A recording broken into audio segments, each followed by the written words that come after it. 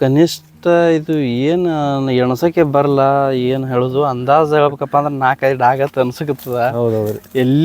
ಎಲಿಕ್ಕಿಂತ ಜಾಸ್ತಿನೇ ಕಾಯದ ಸರ್, ಎಲಿಕ್ಕಿಂತಲೂ ಜಾಸ್ತಿನೇ ಕಾಯದ. ಈಗ ಇದು ಕೃಷಿ ತಜ್ಞರೇ ಬಂದ್ರು ಆತಲ್ಲಂಗೆ ನನಗೆ ಆಗ್ಲತ್ತದ.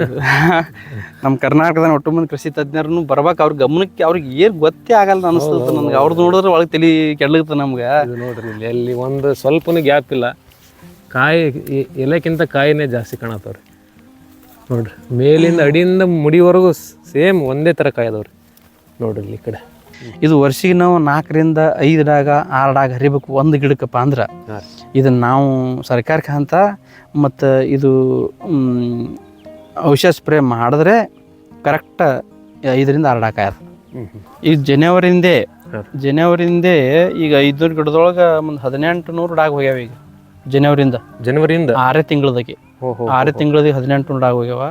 ಈಗ ಇನ್ನೂ ಈಗ ನೋಡಿದ್ರೆ ಒಂದು ಗಿಡಕ್ಕೆ 4 ಡಾಗ ಅನ್ಸುತ್ತದೆ. ಈಗಿದ್ದ ಸುಮ್ಮನೆ ಚಾನಲ್ದವ್ರು ಬಂದಾರ ಅಂಥೇಳಿ ನಾವು ಬಾಯಿ ಬಂದಂಗೆ ಅನ್ನೋದು ಬೇಡ. ಹೌದೌದು, ಕಾಣತ್ತಲ್ರಿ ನಮಗೆಲ್ಲ ಐತಿ ಇಲ್ಲಿ, ಪ್ರೆಸೆಂಟ್ ಐತಿ ಇಲ್ಲಿ. ಇದು ಈ ವಿಡಿಯೋ ಮಾಡೋದನ್ನು ನನಗೆ ಏನು ಟ್ರೆಂಡ್ ಆಗ್ಬೇಕತ್ತೆ ಏನು ಅವಶ್ಯಕತೆ ಇಲ್ಲ. ಇದರಿಂದ 100 ಜನ ರೈತರು ಸ್ವಲ್ಪ ಒಂದು ಹೆಜ್ಜೆ ಮುಂದಿಟ್ರೆ ಅವ್ರು 100ರಿಂದ ಮತ್ತು 1000 ಜನ ಅದು ಮೇಲೆ ಬರ್ತಾರೆ. ಹೌದೌದು.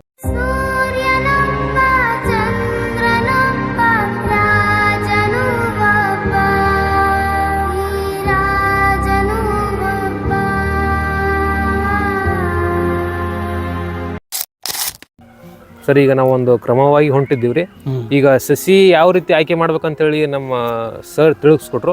ಸರ್, ಈಗ ಸಸಿ ಆಯ್ಕೆ ಮಾಡಿದ್ಮೇಲೆ ಅದನ್ನ ನಾಟಿ ಯಾವ ರೀತಿ ಮಾಡಬೇಕು, ಅಂತರ ಎಷ್ಟು ಇಡಬೇಕು, ಅದನ್ನ ಹೋಗೋಣ ಸರ್, ಅದು ಹೇಳ್ಕೊಂತ ಬಂದು ಅವರೇಜ್ ಆಗಿ ಹೇಳ್ಬೇಕಪ್ಪ ಅಂದ್ರೆ 20-20 ಅಗಲ. ಹಿಂಗೆ 20 ಓಕೆ. ಇದು ಒಂದು ಈಗ ಮೊದಲು ನಡ್ಕೊಂಡು ಅದೇ ಬಂತದ, ಈಗಿನೂ ಅದೇ ಅದ. ಮತ್ತು ಇನ್ನೇನು ಈ ಅಂತರದೊಳಗೆ ಹೆಚ್ಚಕಮ್ಮಿ ಮಾಡ್ಲಿಕ್ಕೆ ಏನು ತೊಂದರೆ ಆಗಂಗಿಲ್ಲ. 20 ಮಾಡ್ಬೇಕತ್ತೇನಿಲ್ಲ, ಅವ್ರವ್ರ ಇಷ್ಟ ಅನುಗುಣವಾಗಿ 22 ಮಾಡಿದ್ರೆ ನಡೀತದೆ, 20-25 ಮಾಡಿದ್ರೆ ನಡೀತದೆ. 20 ಬರಬೇಡ್ರಿ, 20ರಿಂದ 25 ತನಕ ಸೇಮ್ ಇಟ್ಕೋರಿ. ಹಿಂಗೆ 20 ಇಟ್ಕೋರಿ, 21 ಇಟ್ಕೋರಿ, 22 ಇಟ್ಕೋರಿ. ಅಂತರದೊಳಗೆ ಏನು ಭಾಳ ವ್ಯತ್ಯಾಸ ಆಗಂಗಿಲ್ಲ. ಇಲ್ಲಿ ಪಾಲನೆ ಪೋಷಣೆ ಭಾಳ ಮೇನ್ ಅದು. ಇದ್ರದ್ದು ಹುಟ್ಟದಾಗಿನ ಹಿಡ್ಕೊಂಡು ಪ್ರತಿ 1ನೇ ವರ್ಷ ಹಿಡ್ಕೊಂಡು ಸಾರಜನಕ, ರಂಜಕ, ಪೊಟ್ಯಾಶ್ ಕೊಡ್ಬೇಕು. ಪ್ರಮಾಣ ಏನನ್ನೋದು 1ನೇ ವರ್ಷಕ್ಕೆ ಸಾರಜನಕ, ರಂಜಕ, ಪೊಟ್ಯಾಶ್ 100 ಗ್ರಾಮ. ಪ್ರತಿ 1 ವರ್ಷಕ್ಕೆ 2ನೇ ವರ್ಷಕ್ಕೆ ಚೇಂಜಸ್ ಜಾಸ್ತಿ ಮಾಡ್ಕೊತ ಹೋಗೋದು. ಅದ್ರ ಮ್ಯಾಗೆ ಹೊರತಾಗಿ ಬರ್ತದೆ. ಇದು ಸನಿ ಮಾಡೋದ್ರಿಂದ 20-25 ಸೇಮ್ ಇಳುವರಿ ಬರ್ತದೆ ಎಲ್ಲಕ್ಕೆ. ಸರ್, ಮತ್ತೆ ಈಗ ನಿಮ್ಮ ಗಿಡದಲ್ಲಿ ಯಾವ ರೀತಿ ಕಾಯಿ ಹಿಡಿಸಿದ್ರೆ ಸ್ವಲ್ಪ ನಮ್ಮ ವೀಕ್ಷಕರಿಗೆ ತೋರಿಸಿರಲ್ಲ. ಇದ್ರ ಸರ ಈಗ ಇದು ಇಷ್ಟು ಕಾಯಿ ಆಗ್ಬೇಕಾದ್ರೆ ಇದಕ್ಕೆ 3 ತಿಂಗಳು ಹಿಂದಿಂದೇ ಇದಕ್ಕೆ ಇಷ್ಟೆಲ್ಲ ನಾವು ಪ್ರಿಪೇರ್ ಆಗ್ಬೇಕು. ಇದಕ್ಕೆ ಈ ಕಡ್ಡಿ ಸದೃಢ ಮಾಡ್ಬೇಕಪ್ಪ ಅಂದ್ರೆ ಈಗಿದು 3 ತಿಂಗಳು ಹಿಂದೆ ಈ ಕಡ್ಡಿ ಗರ್ಭ ಆಗ್ಬೇಕಿದು. ಅಂದಾಗ ಅದು ಹೂ ಬರ್ಲಿಕ್ಕೆ ಸಾಧ್ಯ ಅದ. ಈಗ ನಾವು ಬೇಕಂದಾಗ ಪ್ರೆಸೆಂಟ್ ಇವತ್ತೇ ಹೂ ಬರ್ಬೇಕಪ್ಪ ಅಂತಂದ್ರೆ ನಾವು ಏನು ಸ್ಪ್ರೇ ಮಾಡಿದ್ರು ಬರೋಂಗಿಲ್ಲ. ಅದಕ್ಕೆ ನಾವು ಮೊದಲೇ ಅದಕ್ಕೆ ಏನೇನು ಬೇಕಾ ಅಷ್ಟು ಪೂರ್ತಿ ಡೀಟೇಲ್ಸ್ ನಿಮ್ಮ ಈಗ ಇಲ್ಲಿ ಹೇಳೋಕ್ಕೆ ಸಾಧ್ಯ ಆಗಂಗಿಲ್ಲ. ಯಾಕಂದ್ರೆ ಅದು ಭಾಳಷ್ಟು ಅದ. ಇಲ್ಲಿ ಪ್ರೆಸೆಂಟ್ ಬಂದು ನೋಡಿದಾಗೆ ಅದ್ರ ಜೊತೆ ಸಂದರ್ಶನ ಮಾಡಿದಾಗೆ ಇಲ್ಲಿ ಪರ್ಟಿಕ್ಯುಲರಾಗಿ ನೋಡಿದ್ರೆ ಗೊತ್ತಾಗ್ತದೆ. ಅದು ನಾವು ಇಲ್ಲಿ ಏನೇ ಹೇಳಿದ್ರು ಸ್ವಲ್ಪ ಮಟ್ಟಿಗೆ ಅಷ್ಟು ಒಬ್ಬರು ತಿಳಿಲಾರಂಗೆ ಆಗ್ತದೆ. ಸರ್, ಆಮೇಲೆ ಈಗ ನಿಮ್ಮ ಕಾಯಿ ಈಗ ಮಾಡ್ತಿರಲ್ಲ, ನಿಮ್ಮ ಒಂದು ಆ್ಯಾವ್ರೇಜ್ ರೇಂಜ್ ಎಷ್ಟು ಕಾಯಿ ಸೈಜ್ ಬರುತ್ತೆ ಸರ್ ನಿಮ್ಮಲ್ಲಿ? ಕಾಯಿ ರೇಂಜ್ ಇಲ್ಲ ಐತೆ ನೋಡಿ ಸರ್. ಕಾಯಿ ರೇಂಜ್ ಫುಲ್ ಹೆವಿ ಐತೆ ರೀ, ಏನು ನೋಡೋದಿಲ್ಲ. ಈಗ ನೋಡಿ ಸರ್, ಕನಿಷ್ಠ ಏನಿಲ್ಲ ಅಂದ್ರೂ ನನಗೆ ಅನಿಸಿದ ಮಟ್ಟಿಗೆ ಈಗ ಜನವರಿಯಿಂದೇ ಈಗ 500 ಗಿಡದೊಳಗೆ ಒಂದು 1800 ಡಾಗ ಹೋಗ್ಯಾವ. ಈಗ ಜನವರಿಯಿಂದ 6 ತಿಂಗಳದಾಗೆ 1800 ಡಾಗ ಹೋಗ್ಯಾವ. ಈಗ ಇನ್ನೂ ಈಗ ನೋಡಿದ್ರೆ ಒಂದು ಗಿಡಕ್ಕೆ 4 ಡಾಗ ಅನ್ಸುತ್ತದೆ. ಈಗಿದ್ದ 4 ಡಾಗ 4000 ಡಾಗ 4000 ಕಾಯಿ 4000 ಕಾಯಿ ಅಂತ ಅನ್ಸುತ್ತದ. ಇನ್ನು ಅದಕ್ಕಿಂತ ಹೆಚ್ಚದ ಕಮ್ಮಿ ಅನ್ಸವಲ್ದು. ಮತ್ತು ಇದು ಎಷ್ಟು ಆತ ನೋಡ್ರಿ, ಇದು 3000 ತನಕ ಡಾಗ ಆತ ಒಂದು ವರ್ಷಕ್ಕೆ.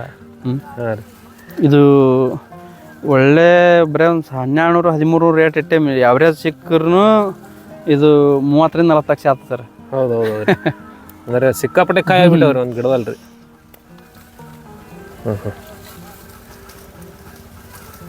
ಮೇಲಿಂದ ಕೆಳಗಿನ ತನಕ ಪೂರ್ತಿ ಕಾಯಿ ಅದಾವ್ರಿ. ಪೂರ್ತಿ ಕಾಯಿ ಸರ್, ಎಲ್ಲಿ ನೋಡಿದ್ರು ಒಂದು ಗಿಡನೂ ಮಿಸ್ ಇಲ್ಲ ಸರ್ ಇದು.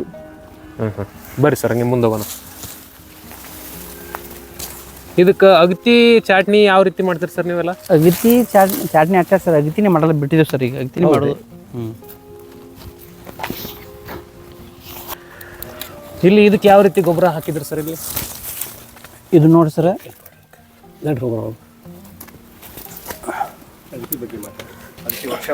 ಅಗತಿ ಅಂತೂ ಒಟ್ಟೆ ಮಾಡಿಲ್ಲ ಸರ್. ಅಗತಿ ಮಾಡೋ ಅವಶ್ಯಕತೆನೇ ಬರಲ್ಲ ನಿಂಬೆ ಗಿಡಕ್ಕೆ. ಹೌದ್ರಿ?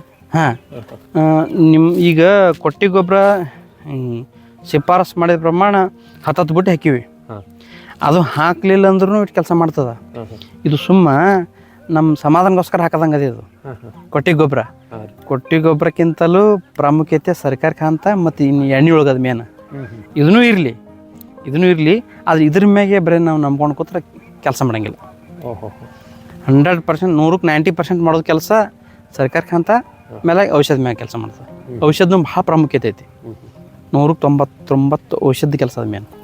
ಸರ್ ಇದಕ್ಕೆ ನಿಂಬೆಗೆ ತಿಪ್ಪಿ ಗೊಬ್ಬರ, ಕೋಳಿ ಗೊಬ್ಬರ ಈ ಥರ ಹಾಕ್ಬೇಕಂತ ಹೇಳ್ತಾರೆ. ಹಾಕಲಿ, ಬಟ್ ಅದನ್ನೇ ಹಾಕಿದ್ದೇವೆ ಅಂತೇಳಿ ನಾವು ಬಿಟ್ಟರೆ ಕಾಯಂಗಿಲ್ಲ. ಅದು ಹಾಕದೇ ಇರಲಿ. ಮ್ಯಾಗಿಂದ ಇದು ಸರ್ಕಾರಕ್ಕೆ ಅಂತ ಮತ್ತು ಇದು ಔಷಧ ಸ್ಪ್ರೇ ಮಾಡಲಿಲ್ಲಪ್ಪ ಅಂದ್ರೆ ಎಷ್ಟು ಕಾಯಾಲಕ್ಕೆ ಸಾಧ್ಯನೇ ಇಲ್ಲ. ಆಗ್ತದ, ಒಂದು ಎವರೇಜ್ ಆಗ್ತದ, ಒಟ್ಟೆ ಆಗಲತ್ತಲ್ಲ, ಒಂದು ಎವರೇಜ್ ಆಗ್ತದೆ. ವರ್ಷಿಗೆ 1-2 ಡಾಗ್ ಆಗ್ಬೋದು. ಇದು ವರ್ಷಿಗೆ ನಾವು 4ರಿಂದ 5 ಡಾಗ 6 ಡಾಗ್ ಹರಿಬೇಕು ಒಂದು ಗಿಡಕ್ಕಪ್ಪ ಅಂದ್ರೆ. ಇದನ್ನು ನಾವು ಸರ್ಕಾರಕ್ಕೆ ಅಂತ ಮತ್ತು ಇದು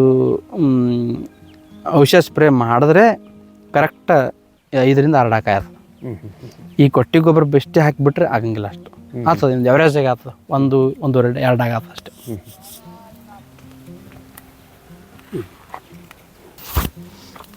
ಸಿಕ್ಕಾಪಟ್ಟೆ ಕಾಯಿ ಇದು ನೋಡ್ರಿ ಪ್ರವೀಣವ್ರ ಸರ, ಇದು ಕನಿಷ್ಠ ಇದು ಏನು ಎಣಸಕ್ಕೆ ಬರಲ್ಲ. ಏನು ಹೇಳೋದು ಅಂದಾಜು ಹೇಳ್ಬೇಕಪ್ಪ ಅಂದ್ರೆ 4-5 ಡಾಗತ್ತೆ ಅನ್ಸಕತ್ತದ. ಎಲಿಕ್ಕಿಂತ ಜಾಸ್ತಿನೇ ಕಾಯದ ಸರ, ಎಲಿಕ್ಕಿಂತಲೂ ಜಾಸ್ತಿನೇ ಕಾಯದ. ಈಗ ಇದು ಕೃಷಿ ತಜ್ಞರೇ ಬಂದ್ರು ಆತಲ್ಲಂಗೆ ನನಗೆ ಆಗಿಲ್ಲತ್ತದ. ನಮ್ಮ ಕರ್ನಾಟಕದ ಒಟ್ಟು ಮಂದಿ ಕೃಷಿ ತಜ್ಞರನ್ನು ಬರ್ಬೇಕು, ಅವ್ರ ಗಮನಕ್ಕೆ ಅವ್ರಿಗೆ ಏನು ಗೊತ್ತೇ ಆಗಲ್ಲ ಅನಿಸ್ತದ ನನಗೆ. ಅವ್ರದ್ದು ನೋಡಿದ್ರೆ ಒಳಗೆ ತಲೆ ಕೆಡ್ಲತ್ತ ನಮ್ಗೆ. ನೋಡ್ರಿ ಇಲ್ಲಿ ಒಂದು ಸ್ವಲ್ಪನೂ ಗ್ಯಾಪ್ ಇಲ್ಲ. ಕಾಯಿ ಎಲೆಕ್ಕಿಂತ ಕಾಯಿನೇ ಜಾಸ್ತಿ ಕಾಣತ್ತವ್ರಿ. ನೋಡ್ರಿ ಮೇಲಿಂದ ಅಡಿಯಿಂದ ಮುಡಿವರೆಗೂ ಸೇಮ್ ಒಂದೇ ಥರ ಕಾಯಿ ಅದಾವ್ರಿ. ನೋಡ್ರಿ ಈ ಕಡೆ ಒಂದರೆ ಸರ ಸ್ಕ್ರ್ಯಾಚ್ ಅದ ನೋಡ್ರಿ, ಕಾಯಿಗೆ ಏನು ರೋಗ ಅದ? ಕಾಯಿ ಎಲ್ಲ ಫ್ರೆಶ್ ಅದಾವ್ರಿ. ಕಾಯಿ ಎಲ್ಲರ ಏನು ಸ್ವಲ್ಪ ಅದ, ಎಲಿಗೆ ನೋಡ್ರಿ, ಕಾಯಿ ನೋಡ್ರಿ, ತಪ್ಪಲಕ್ಕಿಂತಲೂ ಒಂದು ಕೈ ಜಾಸ್ತಿ ಅದ, ಕಾಯಿ ಕಡಿಮೆ ಇಲ್ಲ. ಕಾಯಿ ಬಾರದಿಂದ ಎಲ್ಲ ಟೊಂಗೆಗಳು ಬಾಗಿದವ್ರಿ. ಪ್ರತಿ ವರ್ಷ ಜಾಸ್ತಿ ಹಾಕೋದು ಹೊಂಟದ್ರಿ ಕಾಯಿ. ನಮ್ಮ ಅನುಭವ ಜಾಸ್ತಿ ಹಂಗೆ ಜಾಸ್ತಿ ಆಗ್ತದಲ್ಲ, ಅನುಭವ ಜಾಸ್ತಿ ಆದಂಗೆ ಕಾಯಿ ಜಾಸ್ತಿ ಹಾಕೋದು ಹೊಂಟದ. ಸರ್ ಈಗ ನೀವು ಹೋದ ಸತಿಗಿಂತ ಈ ಸತಿ ಇಳುವರಿ ಜಾಸ್ತಿ ಬಂದಿದೆಯೋ ಅಥವಾ ಹೆಂಗೆ ಸರ್? ಪ್ರತಿ ವರ್ಷ 6 ತಿಂಗಳಿಗೊಮ್ಮೆ ಜಾಸ್ತಿ ಆಗ್ತದೆ. ನಮ್ಮ ಅನುಭವ ಹೆಂಗೆ ಜಾಸ್ತಿ ಆಗ್ತದೆ ಹಂಗೆ ಕಾಯಿ ಜಾಸ್ತಿ ಆಗ್ತದೆ. ಪ್ರತಿ ವರ್ಷ ಜಾಸ್ತಿ ಆಗುತ್ತೆ. ನೀವು ಮೇಂಟೈನ್ಸ್ ಸೇಮೇ ಮಾಡತ್ತೀರಿ? ಮೇಂಟೆನೆನ್ಸ್ ಸ್ವಲ್ಪ ಜಾಸ್ತಿ ಆಗ್ತದೆ. ಅನುಭವ ಜಾಸ್ತಿ ಆದಂಗೆ ಇನ್ನೊಂದು ಹೆಜ್ಜೆ ಮುಂದೆ ಇಡ್ಲಿಕ್ತೀವಿ, ಅದನ್ನೊಂದು ಹೆಜ್ಜೆ ಮುಂದೆ ಇಡ್ಲಿಕ್ತದೆ. ನಮ್ಗಿಂತಲ್ಲ ಅದನ್ನು ಸ್ಪೀಡ್ ಅದ. ಈಗ ಇವತ್ತು ನೀವು ಸಾಕಷ್ಟು ಪಡಗಳು ತಿರುಗಾಡಿ ಬಂದಿರ್ತೀರಿ, ಹೆಂಗೆ ಅನಿಸ್ತದೆ?